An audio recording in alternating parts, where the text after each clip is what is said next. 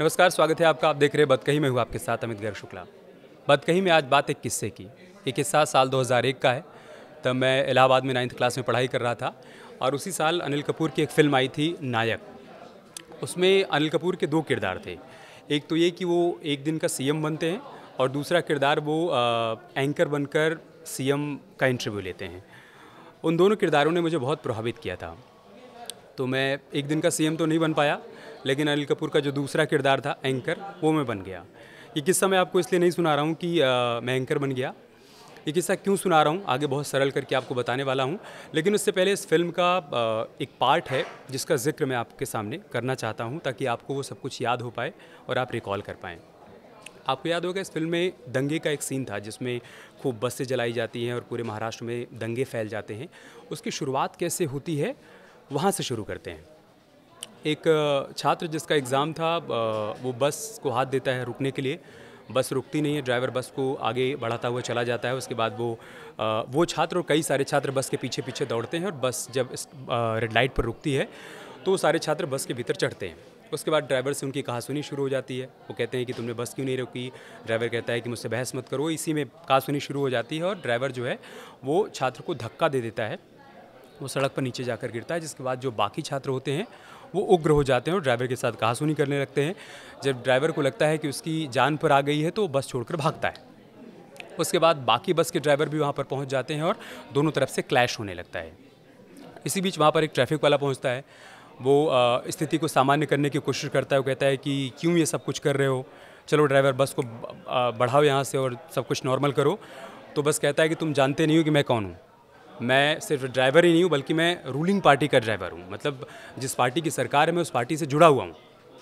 इसके बाद वहाँ स्थिति और बिगड़ती चली जाती है।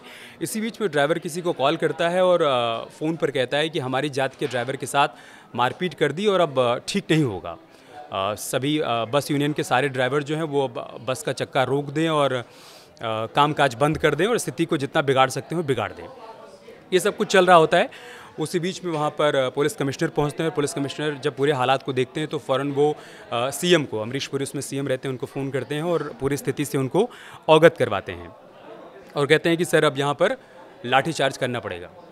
तो सीएम साहब गुस्सा हो जाते हैं। वो कहते हैं कि ए कमिश्नर, ज़्यादा उछलो मत, और तुम जानते हो कि जिसके ऊपर तुम लाठी चार्ज करने की बात कर रहे हो किस जाति के लोग हैं। वो उस जाति के लोग हैं जिस जाति के लोगों ने मुझे वोट दिया था और साथ ही साथ उन्होंने कहा कि इन लोगों ने मुझे इलेक्शन में जिताया था और जिन स्टूडेंट के ऊपर तुम लाठीचार्ज करने की बात कर रहे हो उनका मुझे हर इलेक्शन में सपोर्ट मिलता है और तुम उनके ऊपर लाठीचार्ज करने की बात कर रहे हो। सोचना भी मत इन सब चीज़ों के बारे में। वो कहते हैं कि प्रॉब्लम को सॉल्व नहीं करनी चाहिए, ऐसी प्रॉब्लम्स को सॉल्व नहीं करनी चाहिए, बल्कि उनको बनाए रखना चाहिए और उस पर राजनीति करनी चाहिए, उसका राजनीतिक फ़ायदा लेना चाहिए। उसके बाद वो फ़ोन रख देते हैं और स्थिति वहाँ पर और बिगड़ती चली जाती है। एक बस का ड्राइवर बस के आगे लेट जाता है और उसके बाद वो कहता है कि जब मेरे ऊपर बस चढ़ा दोगे तो क्या मेरी जाति के लोग चुपचाप बैठे रहेंगे। तो पुलिस कमिश्नर हैरान होते हैं कि अभी इसमें जाति कहाँ से आ गई, क्योंकि हम तो चीज़ों को नॉर्मल करने की कोशिश कर रहे हैं। उसके बाद जब तमाम बसों में आग लगा दी जाती है तो कमिश्नर साहब फिर से फ़ोन करते हैं सीएम को, अमरीश पुरी को, और कहते हैं कि सर अब तो यहाँ पे आंसू गैस के गोले छोड़ने पड़ेंगे, साथ ही साथ यहाँ पर स्थिति को नॉर्मल करने के लिए हमें लाठीचार्ज भी करना पड़ेगा। तो सीएम साहब गुस्सा हो जाते हैं और कहते हैं कि कुछ मत करो, जो चिल्ला रहे हैं उनको चिल्लाने दो, थोड़ी देर चिल्लाएंगे, उसके बाद शांत हो जाएंगे और फिर भूल जाएंगे। फिर कमिश्नर साहब फ़ोन काट देते हैं, लेकिन थोड़ी देर बाद जब उनको लगता है कि माहौल और ज़्यादा बिगड़ता जा रहा है, दंगे बढ़ते चले जा रहे हैं, तो फिर से फ़ोन करते हैं और कहते हैं कि सर यहाँ पर बसों में आग लगाई जा रही है, दुकानों में लूटपाट की जा रही है। तो सीएम साहब फिर गुस्सा होते हैं और कहते हैं कि अगर कुछ बसें जलती हैं तो जलने दो, कुछ दुकानें लूटी जाती हैं तो लूटी जाने दो, कोई फ़र्क नहीं पड़ता है, जो हो रहा है उसे होने दो। मैं 2-4 लोगों की एक कमेटी बनाता हूँ, उनको स्पॉट पर भेजता हूँ, तब तक चीज़ों को संभालो। उसके बाद फिल्म आगे बढ़ती है और फिल्म में बाकी कहानियाँ भी जुड़ती चली जाती हैं, लेकिन कुल मिलाकर मैं आपको ये वाला हिस्सा रिकॉल करवाना चाहता था कि आप याद करिए कि किस तरीके से वहाँ पर एक छोटी सी कहासुनी एक दंगे के रूप में तब्दील हो जाती है और वहाँ पर हिंसक झड़प हो जाती है और पूरा शहर जल उठता है। अभी कहानी मैं आपको क्यों सुना रहा हूँ बताता हूँ। अभी हाल फिलहाल में बहराइच में दुर्गा प्रतिमा विसर्जन के दौरान कहासुनी होती है और कहासुनी धीरे धीरे वहाँ पर हंगामे में तब्दील हो जाती है। उसके बाद दंगा होता है, दंगे के आरोपियों को पुलिस गिरफ्तार भी करती है और उस गिरफ्तारी के बाद से ही समाजवादी पार्टी के राष्ट्रीय अध्यक्ष अखिलेश यादव लगातार प्रेस कॉन्फ्रेंस कर रहे हैं और करीब हर प्रेस कॉन्फ्रेंस में एक बात का जिक्र कर रहे हैं कि सरकार ने बहराइच में जो कुछ हुआ उसको होने दिया। मतलब वहाँ पर सरकार ने दंगा करवाया, सीधे सीधे उन्होंने ये आरोप भी लगाया। इससे पहले भी उन्होंने कई बार प्रेस कॉन्फ्रेंस की और आज भी प्रेस कॉन्फ्रेंस किया। उस प्रेस कॉन्फ्रेंस में भी उनकी तरफ से यही आरोप लगाया गया। साथ ही साथ उन्होंने सोशल साइट एक्स पर एक पोस्ट किया, उस पोस्ट को भी मैं पढ़ के आपको बता देता हूँ। अखिलेश यादव ने लिखा कि धिक्कार है ऐसी भाजपाई राजनीति और सत्ता की भाजपाई भूख पर जो सियासत के लिए देश के भाईचारे के बीच दंगा कराने की साजिश करती है। बहराइच हिंसा के मामले में हर दिन नए खुलासे हो रहे हैं जिनसे भाजपा मुंह दिखाने लायक नहीं रही है।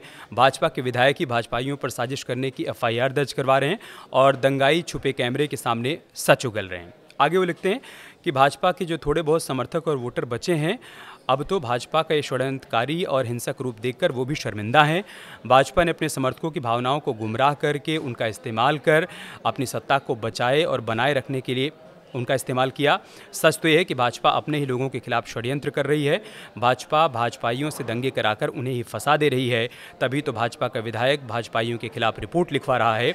अब तो भाजपाई भी कहने लगे हैं भाजपा किसी की सगी नहीं है, यूपी कहे आज का नहीं चाहिए भाजपा। अखिलेश यादव ने ये ट्वीट किया और उन्होंने इसके लिए एक रेफरेंस दिया। आज जो आरोप उनकी तरफ से प्रेस कॉन्फ्रेंस में लगाए गए या इस ट्वीट में लगाए गए, उन्होंने एक अखबार के द्वारा एक स्टिंग किया गया, उस स्टिंग का उन्होंने रेफरेंस दिया। उस स्टिंग में दरअसल दंगे में शामिल कुछ लोग ये कह रहे हैं कि हमारे साथ धोखा हो गया, पुलिस अगर कुछ देर और नहीं आती तो हम पूरे महाराजगंज में आग लगा देते, हम वहाँ पर माहौल को और बिगाड़ देते। और उसके बाद भारतीय जनता पार्टी के विधायक सुरेश्वर सिंह ने ही चूँकि एक एफआईआर लिखवाई है और उसमें भारतीय जनता युवा मोर्चा के तमाम कार्यकर्ताओं का नाम है। इन्हीं दो बातों का जिक्र करते हुए अखिलेश यादव ने आरोप लगाया और कहा कि सरकार ने बहराइच में जो कुछ हुआ उसको होने दिया, या सीधे शब्दों में उन्होंने ये कहने की कोशिश की कि सरकार ने बहराइच में दंगा करवाया। अब अखिलेश यादव जब ये सारे आरोप लगा रहे थे तो मेरे मन में सवाल आया कि अखिलेश यादव को एक ऐसी मालूम कि वहाँ पर जो कुछ हुआ वो सरकार ने होने दिया या फिर सरकार ने ये दंगा करवाया। जब ये सारे सवाल आए तो उसी दौरान मुझे नायक फिल्म याद आई और उसमें अमरीश पुरी का वो किरदार याद आया जिसमें वो कहते हैं कि जो हो रहा है वो होने दो। तो मुझे लगा कि शायद अखिलेश यादव इस ग्राउंड पर कह रहे हों कि सरकार ने वहाँ पर सब कुछ होने दिया। लेकिन ये सब जब मैं सोच रहा था तो उसी दौरान मुझे साल 2013 का मुजफ्फरनगर दंगा भी याद आया। याद करिए कि साल 2013 में मुजफ्फरनगर में किस तरीके से दो युवकों सचिन और गौरव की हत्या के बाद पूरा मुजफ्फरनगर जल उठता है और उसमें 60 से 65 लोगों की जान चली जाती है, कई सारे लोग उसमें घायल होते हैं और साथ ही साथ हज़ारों लोगों को वहाँ पलायन करना पड़ता है, टेंट में रहना पड़ता है और बहुत तरीके के संघर्ष उनको झेलने पड़ते हैं। तो मुझे इस दंगे के कुछ और किरदार भी याद आए। एक किरदार उसमें से आज़म खान साहब का भी था, जिनके ऊपर उस वक्त आरोप लगा था कि आज़म खान साहब ने वहाँ पर स्थिति को बिगड़ने दिया। असल में वहाँ पर सचिन और गौरव की हत्या के बाद जिन आरोपियों को पुलिस ने हिरासत में लिया था उनको छोड़ने के लिए आज़म खान साहब ने किसी सीओ को फ़ोन करके दबाव बनाया था। ये बात भी एक स्टिंग में ही सामने आई थी। जिस तरीके से आज अखिलेश यादव एक स्टिंग का हवाला देते हुए सारे आरोप लगा रहे थे, तब भी उस स्टिंग के जरिए आरोप लगाया गया कि आज़म खान जो कि मुजफ्फरनगर के प्रभारी मंत्री थे, उन्होंने सीओ को फ़ोन करके कहा था कि सचिन और गौरव की हत्या में जिन लोगों को हिरासत में लिया है 7 से 8 लोगों को, उनको आप छोड़ दीजिए। और उसी रात उन सारे लोगों को छोड़ भी दिया गया था। उससे पहले उन्होंने वहाँ के डीएम और साथ ही साथ वहाँ के एसएसपी का तबादला भी करवाया था। ये भी उनके ऊपर आरोप लगा था।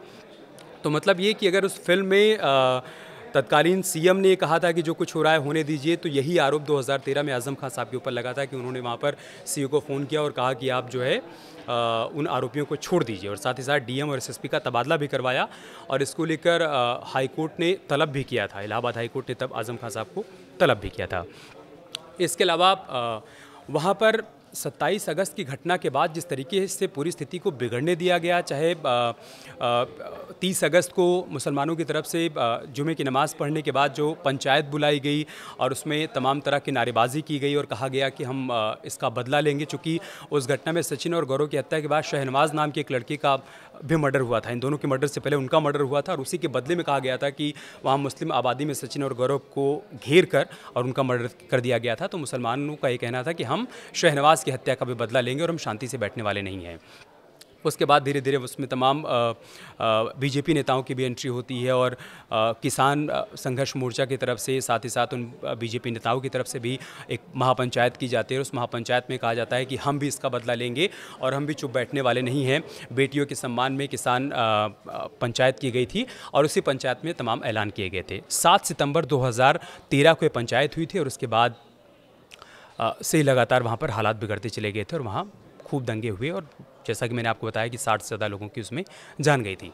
ये सारी कहानी मैं आपको क्यों बता रहा हूँ? ये सारी कहानी मैं इसलिए बता रहा हूँ कि अगर उस फिल्म में ये सब कुछ काल्पनिक था कि अमरीश पुरी जो कि सीएम थे उन्होंने सब कुछ होने के लिए छोड़ दिया था और आज अखिलेश यादव जिस तरीके से इस बात का जिक्र कर रहे हैं कि बहराइच में जो कुछ हुआ वो सब कुछ सरकार के इशारे पर हुआ, होने दिया गया, तो फिर आपको 2013 भी याद करना होगा, आपको मुजफ्फरनगर दंगा भी याद करना होगा, जबकि तत्कालीन सरकार पर अखिलेश यादव की सरकार थी और उस सरकार के कार्यकाल में मुजफ्फरनगर में दंगा हुआ और ये आरोप लगे कि उस सरकार ने भी सब कुछ होने दिया।